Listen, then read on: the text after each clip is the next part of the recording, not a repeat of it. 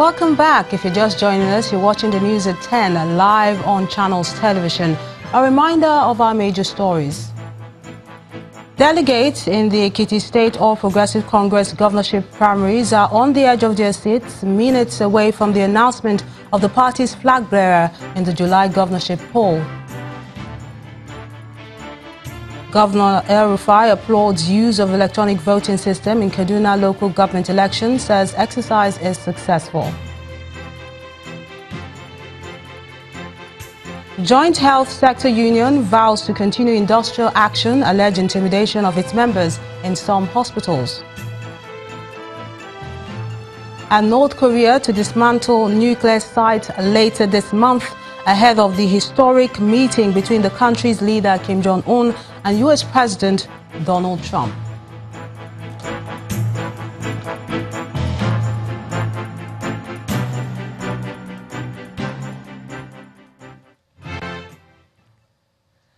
ChannelsTV.com has more information for you, and on youtube.com/channelsweb you can see our videos. You can also watch us on your mobile device via your browser, or download the Channels TV app for Android, iOS and Windows devices from their respective stores. And besides giving you access to news updates on the go, the Channels TV and Channels 24 app has an eyewitness feature, so you can use it to share those pictures, videos or news of happenings around you. Just install the app, then tap and swipe to reveal the menu and follow the instructions. Now let's look deeper at this new approach adopted for the conduct of the local government council poll in Kaduna State, and I'm being joined live from Kaduna by the State Governor, Nasir El-Rufai. You're welcome to the news at 10. Thank you. I'm glad to be here. Now, a quiet revolution seems to be taking place in Kaduna State in terms of achieving credible elections in the country with the e-voting system. How would you assess the deployment in today's council polls? Well, we spent considerable time preparing for this, and I must commend our State Independent Electoral Commission for the work that they have put in to make it work. So far, from the results that we've had across the state, the polling has been peaceful, has been easy for the voters, and everyone from the observers to the voters to the presiding officers, everyone has expressed happiness with the way the process has gone out of the machine. And we think that this is a very solid foundation for the development of our democracy, because credible, fair and transparent elections will determine the quality of leaders going forward. And we're very pleased with the outcome. The results are not all in yet. We are not likely to win all the local governments as is usual in state elections, because we do not wish that the process be perverted. But so far so good. We are pleased with the results so far.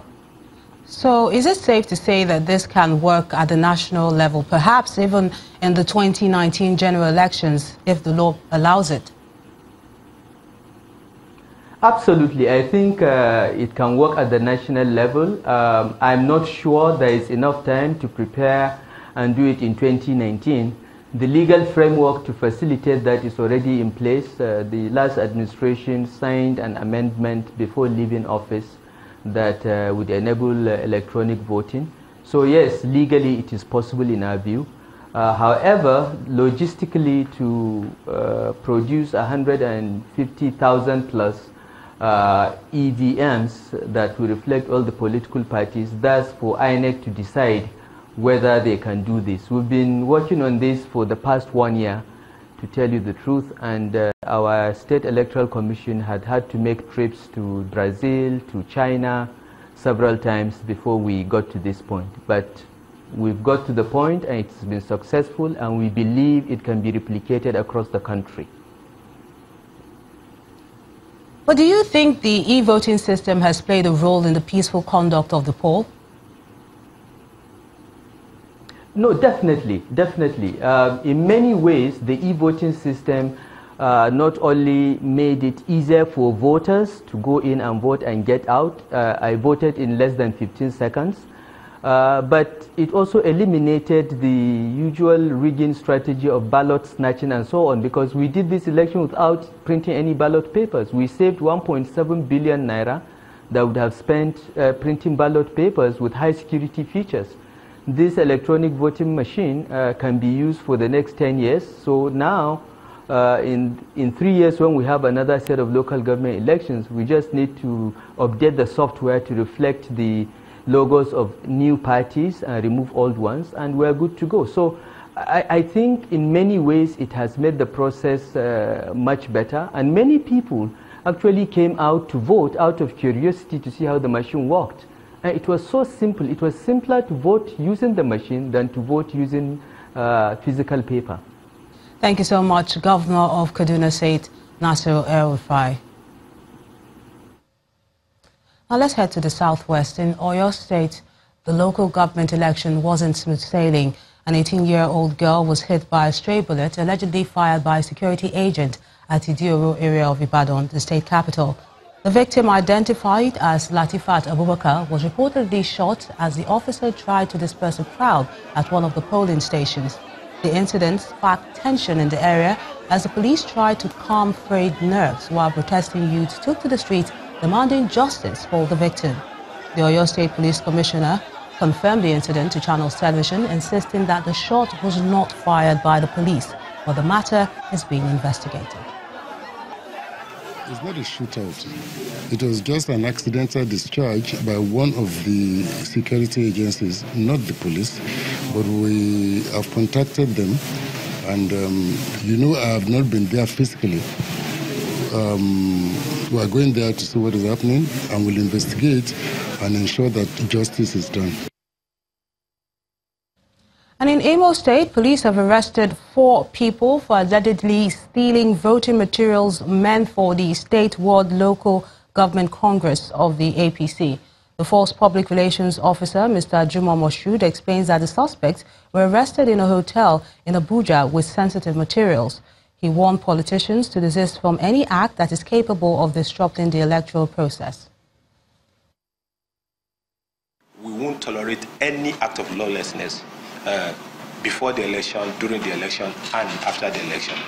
All politicians are hereby warned to play the game according to the rule and to ensure that anything they are going to do is in conformity with the Electoral Act.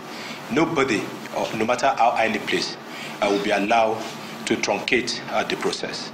It is consequent upon this that the Inspector General of Police have directed all the Commissioner of Police and their supervising Assistant Inspector General of Police across the country to ensure that the primaries that are going on in all the political parties are peaceful.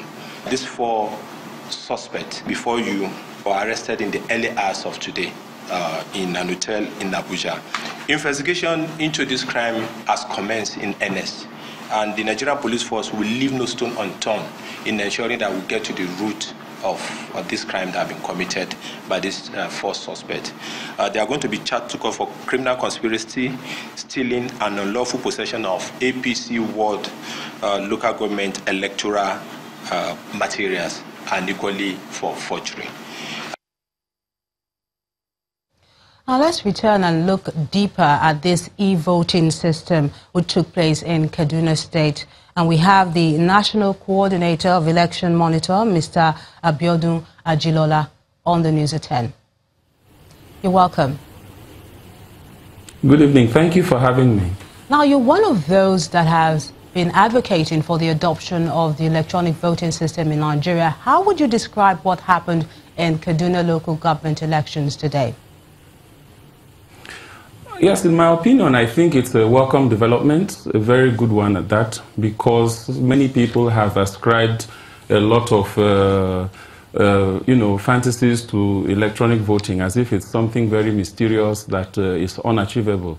But what has happened in Kaduna today has made us to see that it is achievable, and it's something that we truly need in our electoral process. If you look at some of the biggest challenges today, in our elections, especially in the area of electoral fraud, you find out that electronic voting would answer some of these issues quite accurately. For example, overvoting is one of the biggest problems we have today. If you were part of the Anambra governorship election of 2017, you discover that 113,000 cancellations were made, and most of these cancellations were related to overvoting and non-use of the smart card reader. Also, we have serious challenges with people, belief in collation. And there's a need to, with an electronic voting system, a full system. I think in Kaduna today, collation was not done electronically, but in a full electronic voting system, collation would also be done electronically. And what this would do is to ensure that some of the irregularities we've been seeing in collation would be removed. I mean, also it allows us to have results to come out on time. In 2015, presidential results came out on Wednesday early in the morning. Election was on Saturday, and within those 5 days, there was a lot of tension in the country. And this is something which is dangerous for security. Also, you have to look at research and, voter patterns, which you can get from the machines, which give you, knowledge about what's happening in the, voting patterns of the people. Also, we have 68 registered political parties, and you can imagine a ballot of 68 parties if you have 68 candidates, and we might even have more than that by 2019. And imagine if all these are to be on one ballot paper, it's going to be very cumbersome. But with an electronic voting system, as has been done in Kaduna today, the issue of a long ballot paper would not be there, which is currently an issue with the high number of political parties that we have in Nigeria today. So all in all, I think an electronic voting system is very important. It will give us a lot of advantages. And I think the National Assembly should, as quickly as possible, pass the current Electoral Amendment Act so that we can have the opportunities to explore every facet of the electoral process, including electronic voting, if the Electoral Commission feels it's possible. Well, Mr. Ajilola, some people may be skeptical about it because it's technology and it can be manipulated. Well, it depends on what type of manipulation. Already the electoral process is manipulated in some ways, as we have seen, as I've mentioned earlier, in the areas of, overvoting and all that. But let's look at the smart card reader and take that as a case study. How many times has the smart card reader been manipulated? In very few cases, if at all. I'm not even aware of that. What has happened is that in certain cases, people don't want to use the smart card reader. So what they do is to say that the smart card reader is not working, or the community says we will not use smart card reader. And for that reason, they abandon it and revert to manual accreditation where they can manipulate the process.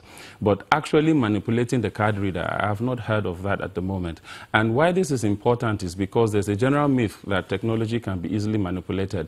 But from the experience we have seen, even in Kenya, where there was the so-called problem with the elections last year, it wasn't because the electronic voting system failed, not at all. It was because the Kenyan law required that both the electronic collation that is done must be matched by a physical collation from what we have like a receipt, like when you print from the POS, the receipt comes out, it's got a voter verified paper audit trail, and this is used to, check how people voted. So the law in Kenya says that before you declare the result, the electronic tally must also be cross-checked with the physical tally.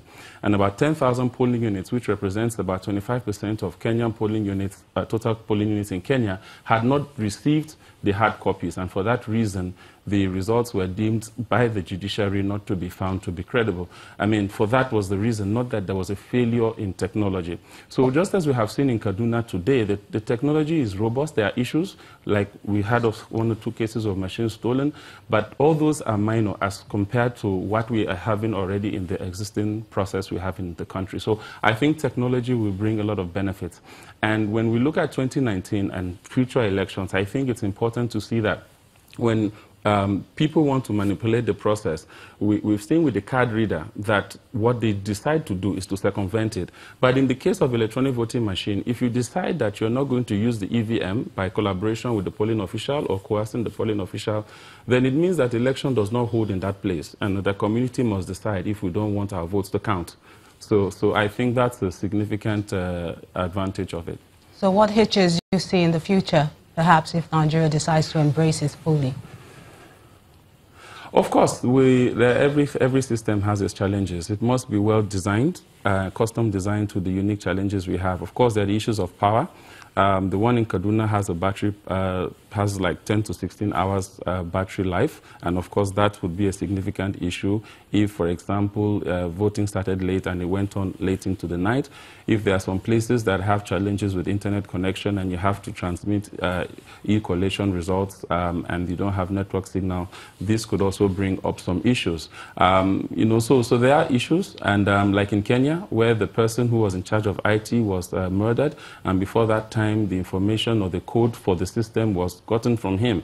That's another thing that could happen. So there are some drawbacks, but I think the drawbacks can be managed if they're identified on time. Thank you so much. Thank you so much, Mr. Abiodun Ajilola. He's been speaking with us live from our Abuja studios. We're taking a moment now. When the news at 10 returns, Access Bank's Economic Intelligence Group predicts further drop in Nigeria's inflation rate in April to 12.56%. That's on Business News. Stay with us.